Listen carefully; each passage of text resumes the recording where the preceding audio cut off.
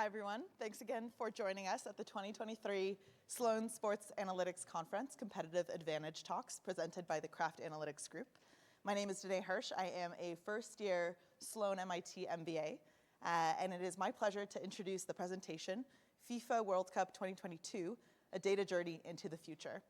Please join me in welcoming our speaker, Juan Pablo Busso, football data scientist at FIFA. Thank you. Thank you for that introduction and for the invitation today to be able to share our data journey at FIFA with you. So I know it's post-lunch time in some countries called siesta, so I'll try to be as energetic and quick as possible. So today I'll be sharing with you, as it says over there, our data journey at FIFA in the last 2.5 years in preparation for the World Cup, and basically a brief introduction and overview of what we've seen and done until now. So our team, the high performance team, was originated from our sense vision to improve football understanding and experience by creating enhanced football intelligence through the combination of technical expert observations and football data analytics. You will be hearing a lot about this enhanced football intelligence, which from now on will be EFI, so just to give you a heads up. And our team is composed of 3 units. One is the data collection unit, where we have 22 football analysts watching the game, and each of them follows one player, and they annotate the events for that player on the ball and off the ball for the entire match. Then this data passes to the next team, the technologies team, or the data science and engineering team. That's where I sit. And we are in charge of taking the data, doing the data quality, and then developing and applying some algorithms that transform that data into football insights. And then we pass on these insights to the football analysis team, where they take it and they put it into football context or a football language that can be shared with the rest of the world. So what does our data pipeline look like? We have 2 very similar but slightly different when it's live and when it's post-match. Both of them originate from video, and from this video we derive, or basically our data providers derive 2 data streams. One is the event data, and the other one is the tracking data. So our algorithms take these 2 data streams and they sync it so that we know exactly where all players were on the ball at each moment that there was an event being tagged. Then this data is consumed by this data pipeline and translated into the different EFI metrics. And during the match, we have a team of data scientists, data engineers, and football analysts sitting, watching the dashboards that we developed in order to be able to evaluate how these algorithms are doing, if they are working properly or not, and also analyze the trends and fun facts, let's say, that come up from the data, and then we share that information with our stakeholders, which are the websites, TV broadcasters, in-stadium entertainment, and applications. When we do that post-match, it's more or less the same pipeline, but we replace that event data with our own in-house DCU event data, which has much more events and also includes a lot of these off-the-ball events. Again, it goes through the pipeline, it's synced, it's translated into EFIs, and then distributed to the stakeholders' websites, post-match reports, and applications.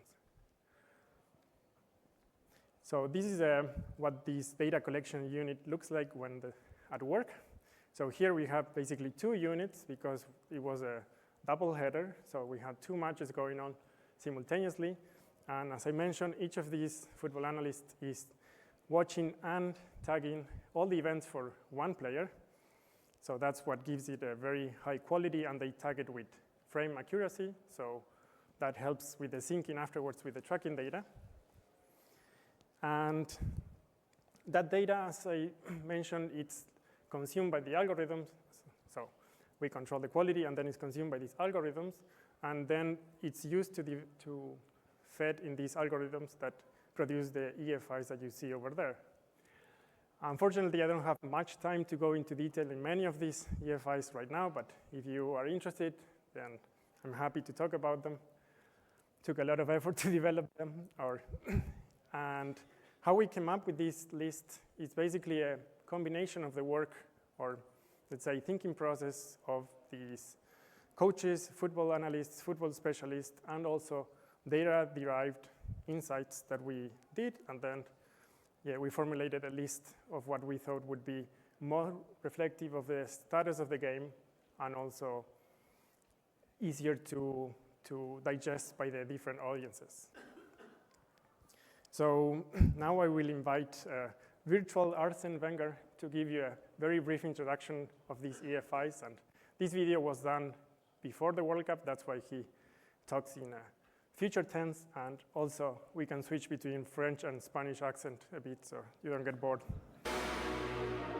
For the first time at the World Cup, FIFA is bringing new insights, metrics, and performance data to a worldwide TV audience, participating teams, and of course, present and future coaches.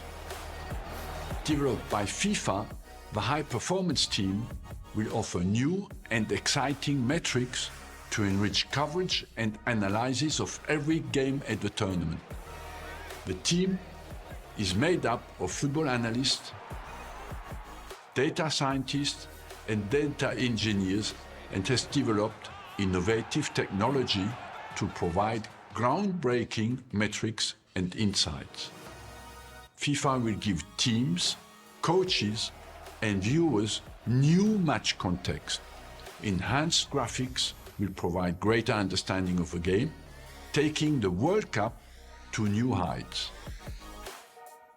Every match will have its own unique set of enhanced football intelligence graphics presented as augmented reality and traditional graphics.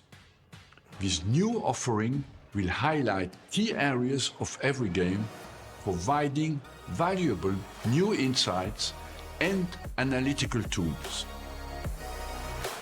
That's what they came to see! All right, so a disclaimer from my side. There are a lot of videos and images from Argentina, and it's for you to decide if it's because Argentina won the World Cup or because I'm from Argentina. So it's up to you. So here, for example, you can see live, or let's say what the data is doing, or the algorithms are doing live during the match to detect these line breaks. So we have the events and tracking data going into the algorithm, and basically it's detecting when a distribution event is happening or a dribble, and this event derives in a line break. We gather different data points, like for example, where the ball was received, how many players were bypassed by the line break, how many units were in the opponents at that time, how many lines were broken, and so on. And then I'll pass again to Virtual Arsene to explain you another metric, team shape. Team shape is a metric that highlights positional structures adopted by different teams both in and out of possession. And it indicates what responsibilities individuals have within their team structure. Most team lineups adopt traditional structures we are accustomed to, like 4-4-2 or 4-3-3. However, these formations rarely reflect the true shape of a team over the course of a match. Team shape identifies the true positional structure of a team and the individuals within it, and how these shapes evolve throughout the match. The metric assigns each player a role based on their location on the pitch relative to the location of their teammates. The aggregated positions of players in the last 3 minutes of play results in an accurate reflection of team shape. The metric highlights how different teams set up their positional structures, both in and out of possession.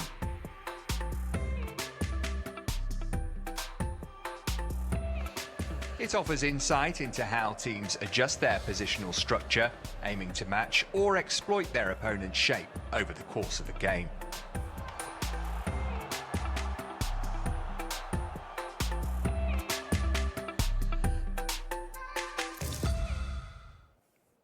All right. So all these algorithms that we developed basically run on Airflow, and this allows us to run as many algorithms as we want in parallel, and basically also allows us to have an easy overview of how things are going, and if there is something that is going wrong, like this red box over there on pressure job. I don't know if you can read it. I cannot, but I know it. Yeah, and then we can go into investigation mode and see what's not going on there, or what's going on, and try to solve the problem. So this is what that work looks like live during the matches. So we have, as I mentioned, data scientists and data engineering and football analysts together in the room with our data providers, and basically we go through the dashboards that I'll show you in a bit, and to see that everything is working properly. And once things are working properly, then we can identify these trends and, let's say, interesting events that we communicate afterwards to the broadcasters and to the stadium for them to show a particular metric. So this is, let's say, a screenshot of the dashboard. We had the playoff tournament for the FIFA Women's World Cup in Australia and New Zealand a couple of weeks ago. And well, yeah, I did a short video, so you'll see what that looks like. So on the top, you can see that there are these syncing metrics that allows us to see how this syncing is going on, and divided by different events, divided by players. And based on this, we can see how well the data that's coming in is going into the rest of the EFIs. And then we go into the different EFIs, like for example, line breaks, and then we can see the temporal evolution of these EFIs and identify, as I mentioned, trends, also divided by players, by mode in this case, if the line breaks were through, over, and around, or what kind of line breaks were there. Then we can also look at the team shapes and how they evolve through time. Here they are not evolving because it's the end of the match. But you can see how players were playing respective to their teammates, if they were switching sides, if they were dropping back, or if they were moving forward quite a bit. And then, for example, you can also look at the phases of play, which allows you to see how the different teams were spending time in the different phases, in possession and out of possession. So blocks, counter press, long ball, build-ups, final thirds, and so on. And then this data, as I mentioned, when we identify something interesting, then we communicate it to the TV or our stakeholders, like for example TV, and TV had two different graphs that they were displaying. They were displaying these lower third graphs, like here on the right, that these were displayed live during the match, and then you had the full screen graphs that they were displayed at halftime or full time. So here you'll see an example of these full screen graphs displayed at halftime. In this case, it was a augmented reality graph. That's why it's over all the players there. So this was the match of South Korea against Portugal. And then I'll show you a different example of the line breaks, defensive line breaks graph. And this was the Argentina against Croatia. You can see the Argentinians there cheering because of the lovely victory of that match.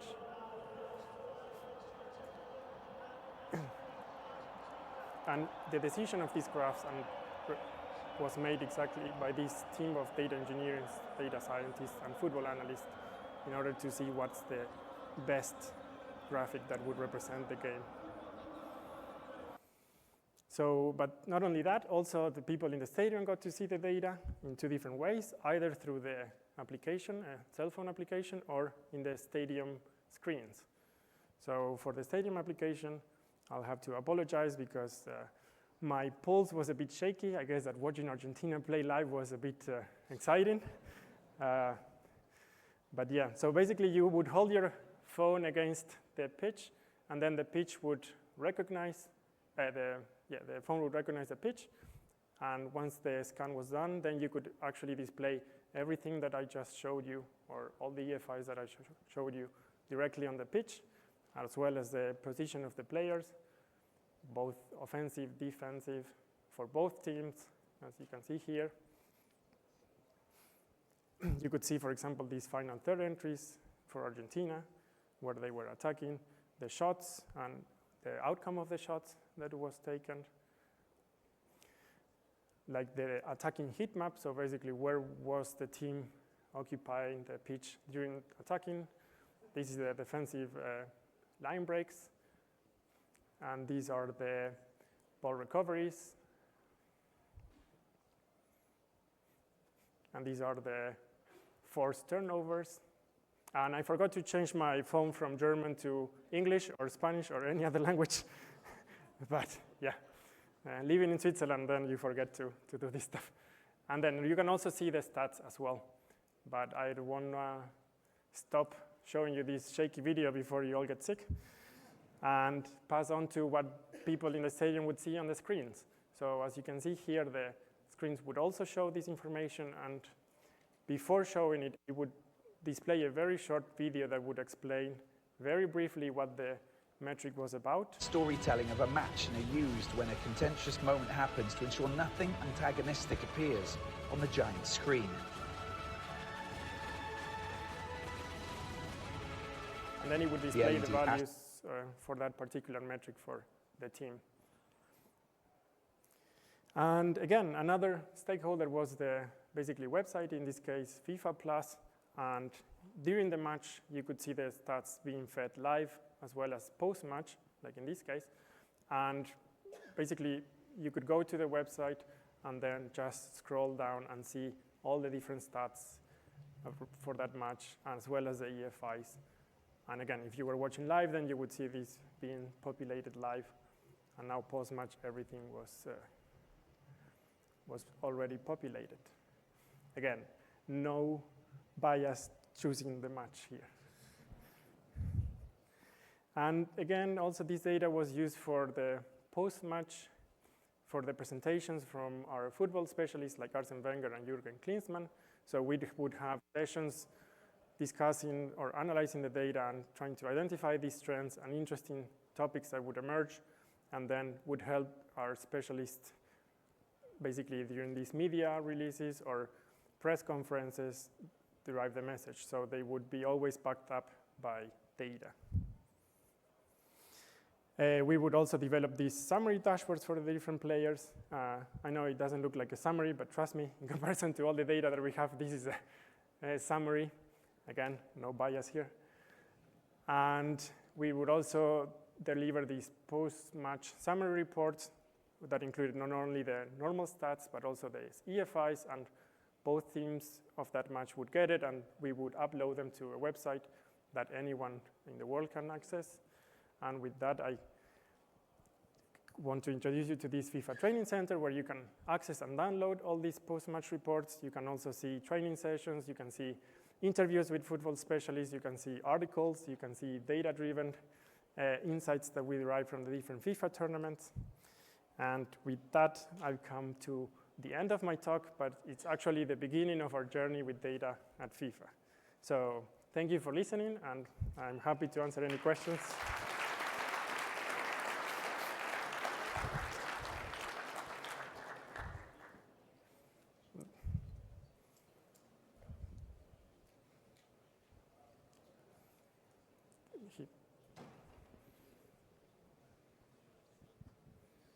Hello, great talk.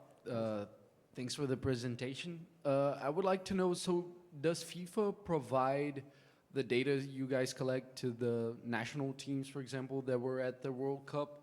If yes, do you know how many national teams do have dedicated people in their department or data people that work there? And yeah, if so, like, do you guys, do they work closely with you? So we provide the data to all teams, and actually, as you can see, you can also download it for the different matches, and it's in very different formats, XML, JSON, CSV, whatever you feel like. Regarding the amount of people for different teams, I think that some teams are very advanced and they have their own data analysis units. Some teams are less, but I wouldn't know which ones, let's say, have more or less the capacity. And they are always free to reach out to us, and we would gladly help them on any topic that they would consider. And some of them have, and we have worked with some of them, but yeah, it's always open. Just to follow up on that question, have you received any pushback from national teams, right, to have this much information available right now to the public everywhere? And are there any barriers to doing more in the future? Pushbacks, to be honest, no. I think that they are very keen on getting that data, and they actually, it's so much in comparison to what they have gotten before that they are very grateful. And to be honest, after the World Cup, they reached to us and they said that they never had so much data in their life so for a match. So they are happy that we are still developing. So for now, it's all positive, let's say. No.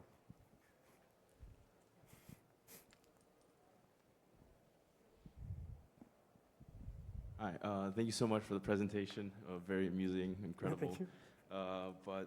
So the FIFA Club World Cup format got recently released, and as a fellow South American, it's a competition I watch a lot and support a lot. And it said that the 32 slots were allocated based on a set of objective metrics and criteria. And you, as a data scientist, I want to know if you were involved in that decision and what metrics were seen and observed. No. So I'm in charge of analyzing what is on the pitch happening or during the tournament, but all the other decisions are basically on the tournament side organization, so I have no much information on that. Got it, thank you.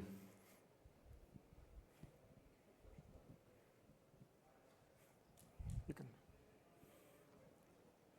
Hello. Hi. Fantastic presentation. So just like following up on what you just said, is there any plan to do like sort of this kind of analysis for previous World Cups? Because that would essentially help answer a lot of like essentially people like me who are into empirical analysis and stuff like that. That would essentially help solve or answer a lot of questions. Is there any plan to do it for previous World Cups? Yes. So we are currently doing the 2018. Well, 2018 we have done already. 2014 and 2010 are on the way. Then we are limited by the technology, let's say, because footage back then didn't have cameras pointing at all the players on the pitch, so there is no chance of knowing the tracking data for like where the players were during the different events. We are thinking of developing some broadcast tracking in order to be able to do other matches from further back, but that's a longer-term project, I would say. So.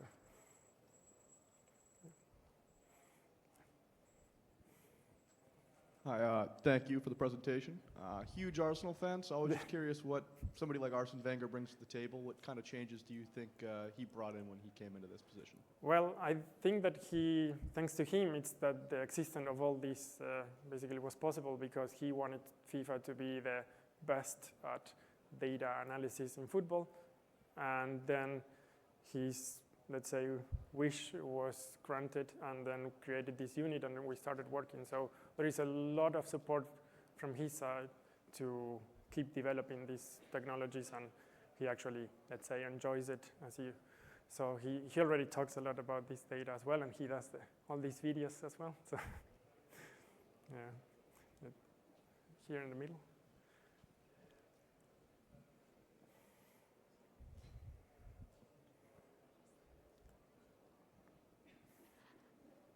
I think you kind of touched on this earlier, but is your tracking data only from broadcast video, or do you have specific cameras in stadiums installed to get player tracking from? I didn't hear quite, sorry. Is your tracking data only from broadcast video, or do you have specific dedicated cameras in each stadium? Yeah, so we have the company that provides us the tracking data, and they install specific cameras for the entire match. So they have basically, I think it was 16 cameras around the stadium to do the Are you tracking. so in that case, I'm guessing you're limited in the number of stadiums you can actually provide this data for across the world?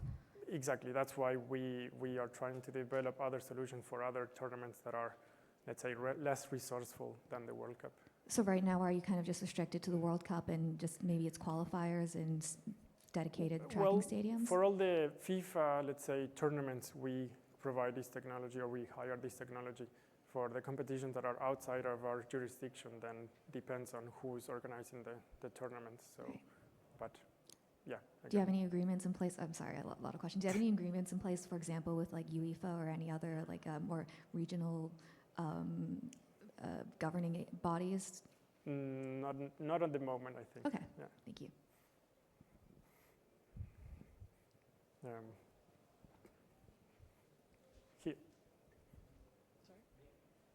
Here. Yeah.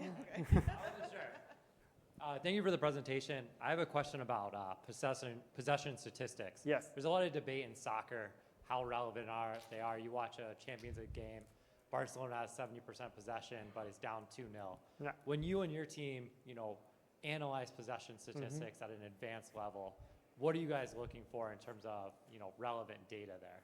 Well, we basically also know that possession doesn't mean much. What we did is we took possession and then we added this third component that is in contest, that it's also quite reflective of the match itself, because at some times the ball, it's by neither team. So there isn't much actually, to be honest, looking at the data, but it's something that the people and the audiences are very used to, so that's why we took it and we basically improved it a bit, but not much is coming out of it. So. Do you think it's a relevant statistic to look at when watching a match? Like if you were a manager like Arsene Wenger used to be, how much weight would you put on?